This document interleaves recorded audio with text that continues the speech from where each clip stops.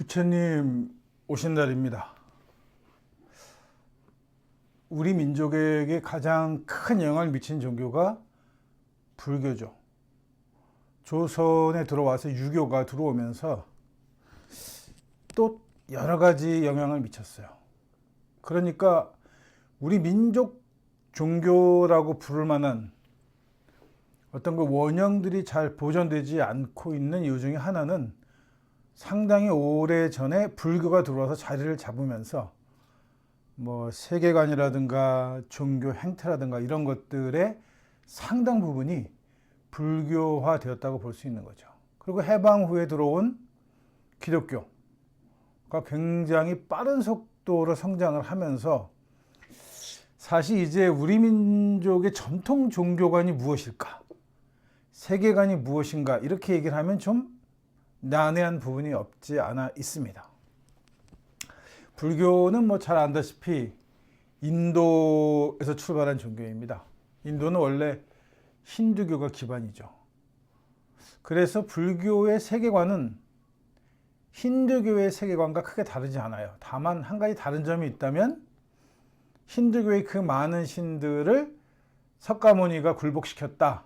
그래서 신들 중에 최고의 신이 되었다. 뭐 이 정도만 다를 뿐이지 전반적인 세계관은 거의 비슷합니다.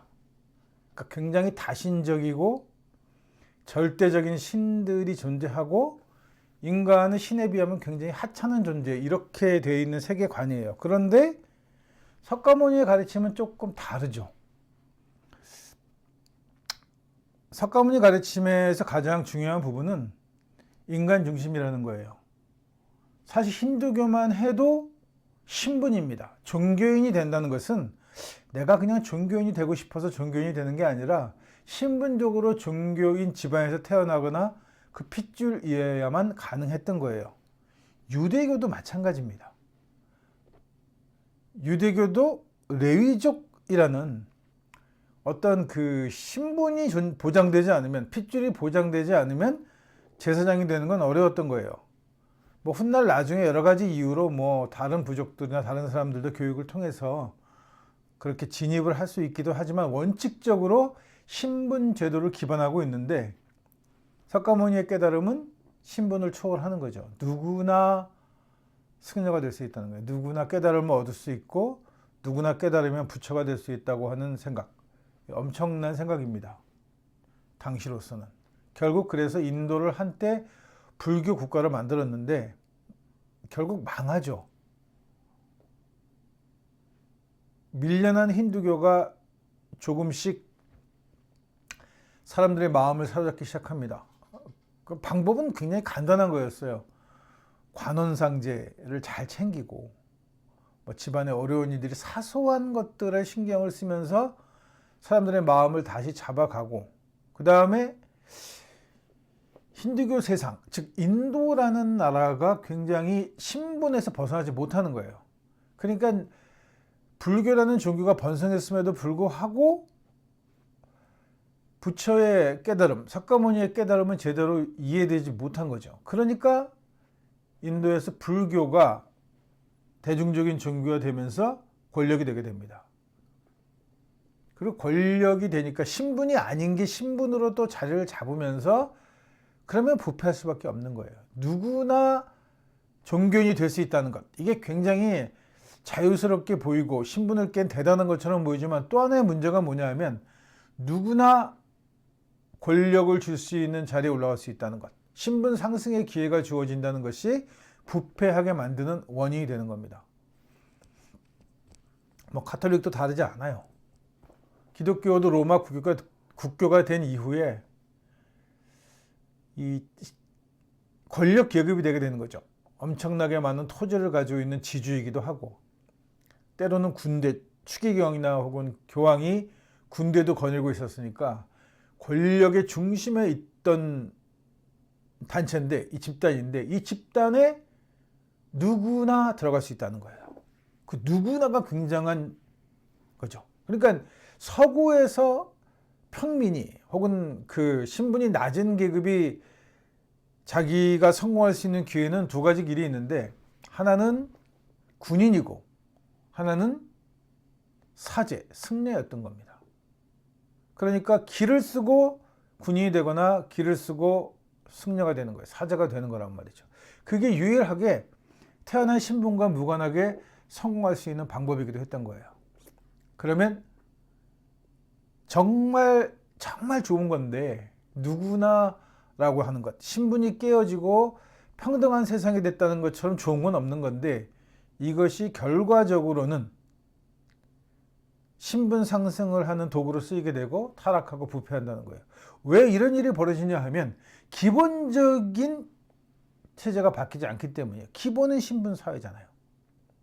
왕족 중심의 신분 사회이다 보니까 결국은 그것이 누구나에게 열려있던 것이 들어가기만 해서 성공한다면 또 하나의 신분이 되고 또 하나의 계급이 되는 악순환을 반복하게 되는 겁니다. 결국 그래서 불교는 타락하게 되고 인도에서는 힌두교에 밀려나요. 그래서 결국은 인도 본산지였던 인도가 아니라 불교는 중국에서 크게 번성하게 되는 거죠.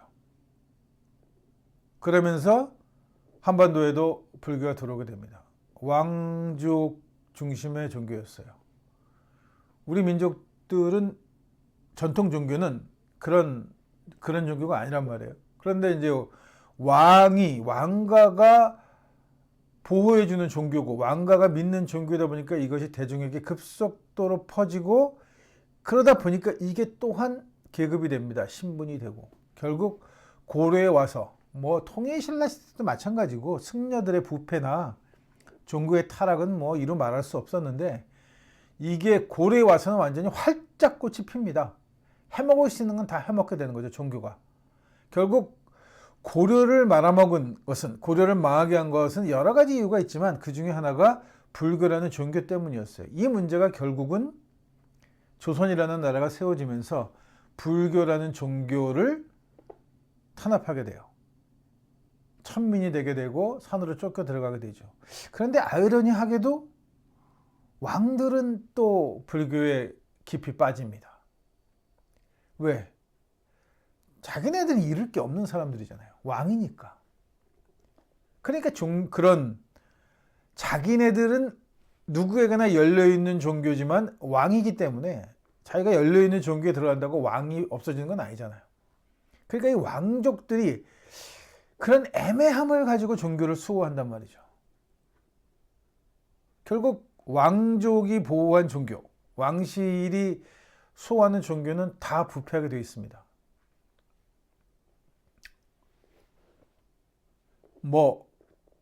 무교라고 다를까? 지난 정권에서 그 무당들이 정치에 관여하면서 난리가 났죠. 종교가 정치에 관여하면 무조건 부패하고 썩는 겁니다. 정치에 관여한다는 것이 옳은 일을 하는 것이 아니라 이권에 관여하는 것이기 때문이에요.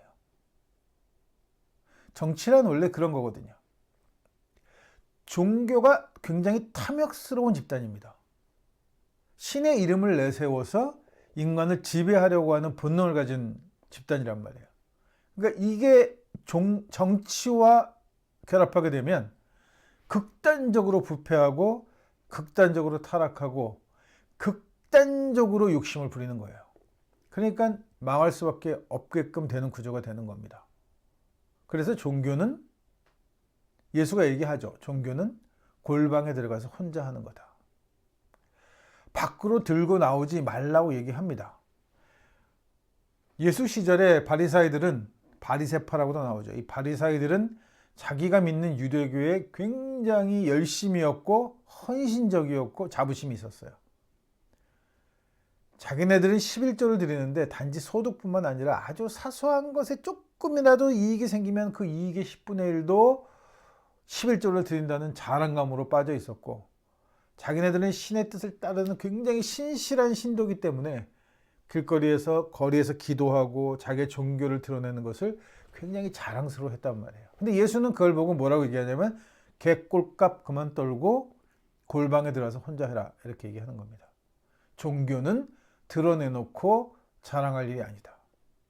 자기의 신앙을 드러내놓고 자랑할 일이 아니다. 이건 마치 뭐와 똑같으냐 하면 신이 신과 인간이 다른 존재라서가 아니라 자연을 생각하면 쉬운 거예요.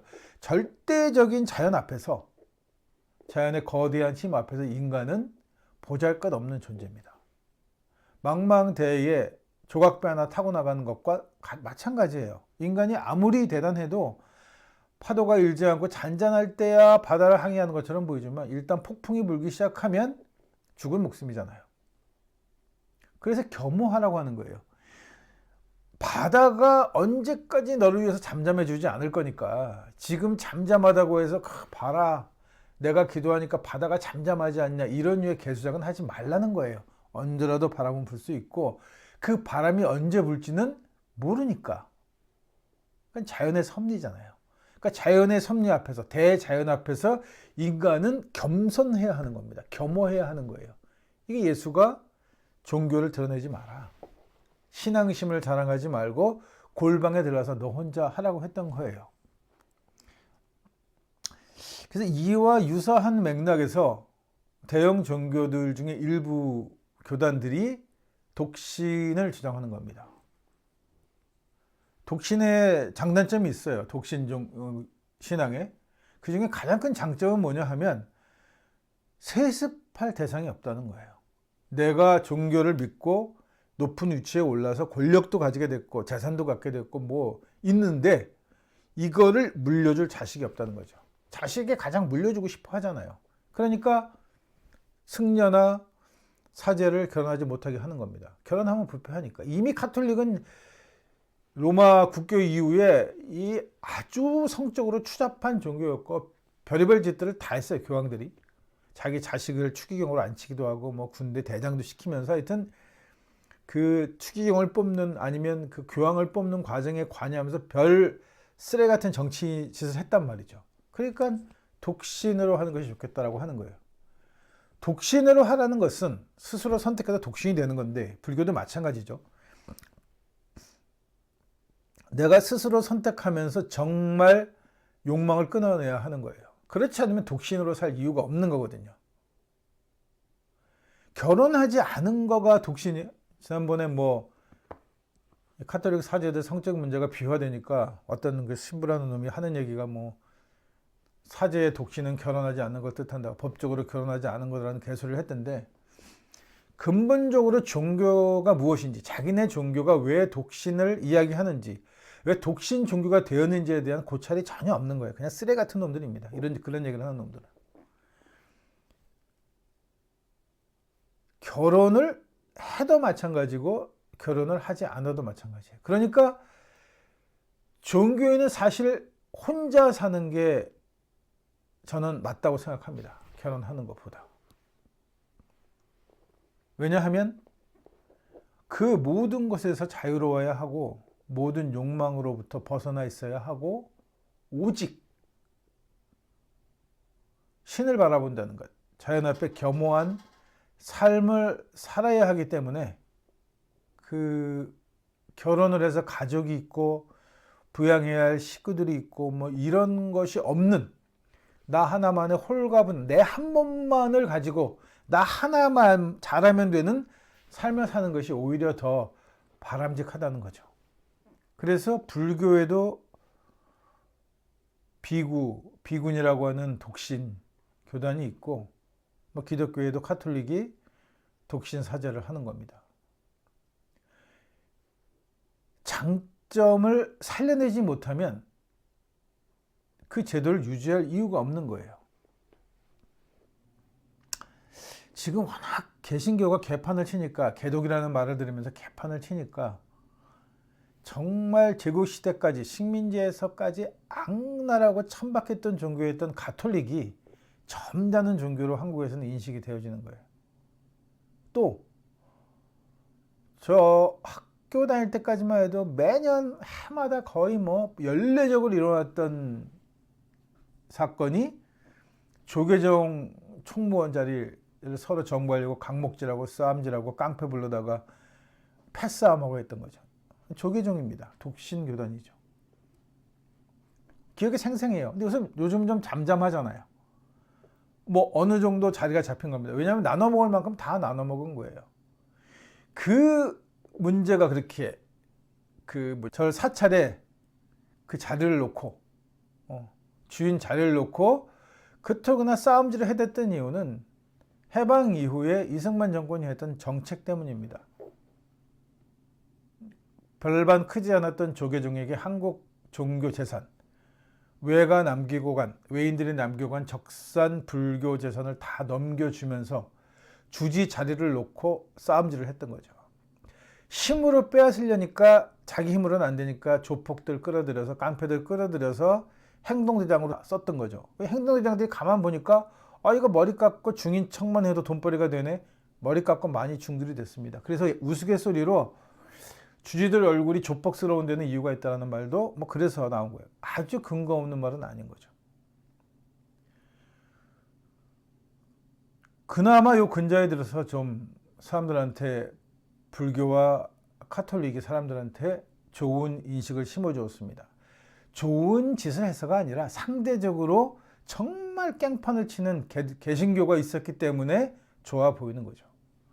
종교 자체가 권력이 되면, 종교 자체가 나대고 거리에서 활개치고 사람들을 끌어들이고 사업을 하고 무조건 망하는 겁니다. 종교는 조용히 혼자 믿는 거예요.